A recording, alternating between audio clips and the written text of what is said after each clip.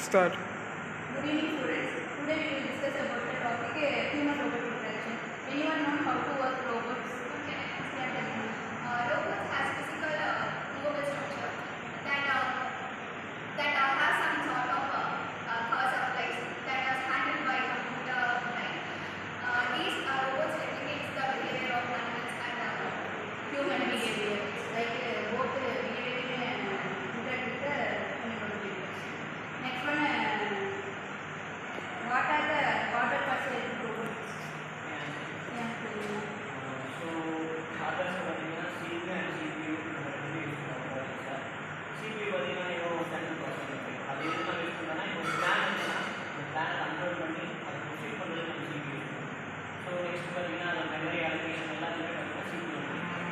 அந்த GPU இருக்குன்னா graphical அந்த மாதிரி சம்திங் பார்த்தீங்கன்னா ரொபாட்டிக்ஸ் யூஸ் பண்ணுவாங்க. ஹார்ட்வேர் கிராஃபிக்கல் பார்த்தீங்கன்னா நம்ம யூஸ் பண்ணுவோம்.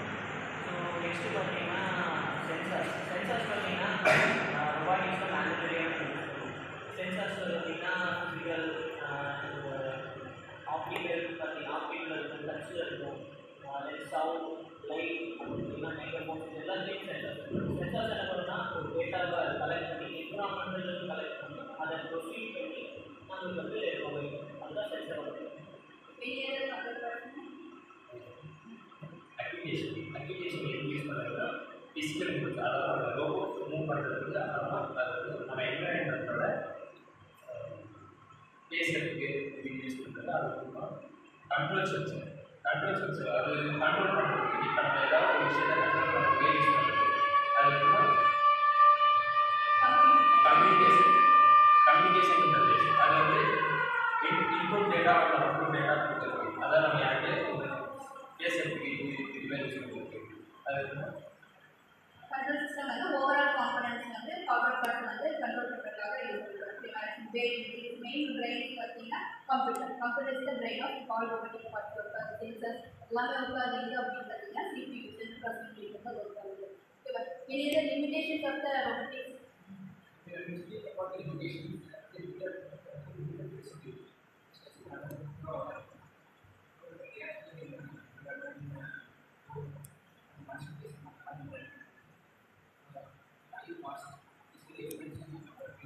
Building and maintaining cost is huge.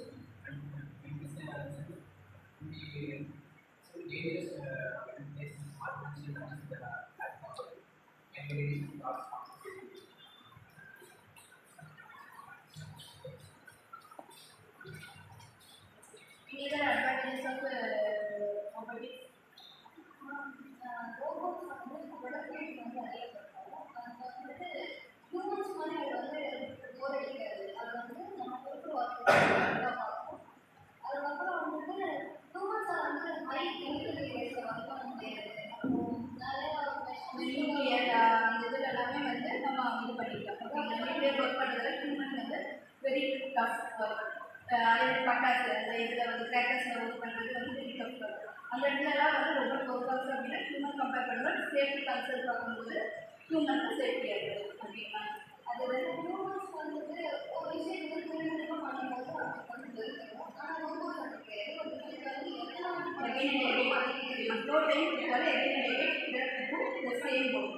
But ஹியூமனால் என்ன பண்ண முடியாது, சேம் ஒர்க்கு திருப்பி ஒரு 10 டைமில் பண்ணிகிட்டே இருக்க முடியாது. பட் ரோபோட் வந்து again and again more than 24 hours work பண்ணாலும் என்ன இல்லை. ஸோ அதுக்காக அந்த ஒர்க் வந்து கண்டினியூ பண்ணுவோம். அதுதான் ஸ்டாப் பண்ணிடுறேன்.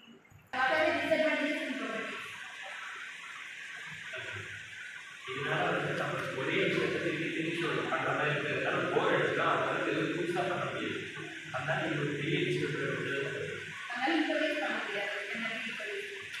நெக்ஸ்ட் பார்த்தீங்கன்னா relax human process situational awareness பண்ண முடியாது அப்படின்னா ஏன்னா வந்து எந்த சுச்சுவேஷனுக்கு போகிற மாதிரி அது பண்ணுது அப்படின்ட்டு ஹியூமன் வந்து டிபெண்டிங்கான சுச்சுவேஷனுக்கு போகிற மாதிரி ஃபேஸ் பண்ணுறாங்க. பட் அதனால நம்ம என்ன ப்ரோக்ராமிங் பண்ணியிருக்கோம் அந்த ப்ரோக்ராமிங் வந்து ஆகும். ஓகேவா?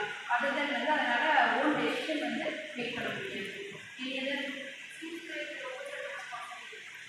Comparative maintenance cost and initial cost is very light. Very important maintenance உருவாக்க மேக் பண்ணுறது ஈஸி, பட் அது மெயின்டைன் பண்ணுறோட காஸ்ட் தான் வந்து ஹையஸ்ட் காஸ்ட் இருக்குது. அப்புறம் டெக்னிக்கல் அண்டர்ஸ்டாண்டிங் அதிகமாக இருக்குது. ஹியூமன் சொசைட்டி மக்கள் செய்யறதுனால செய்யறதுனால ஹியூமன் வந்து எக்கனாமிக்கலாக வந்து நிறைய ப்ராப்ளம் ஃபேஸ் பண்ணுவாங்க. எல்லா இடத்துலையுமே ரோபோட்டை அப்ளை பண்ணிட்டோம் அப்படின்னா ஹியூமனுக்கு அந்த வேலையே இல்லை.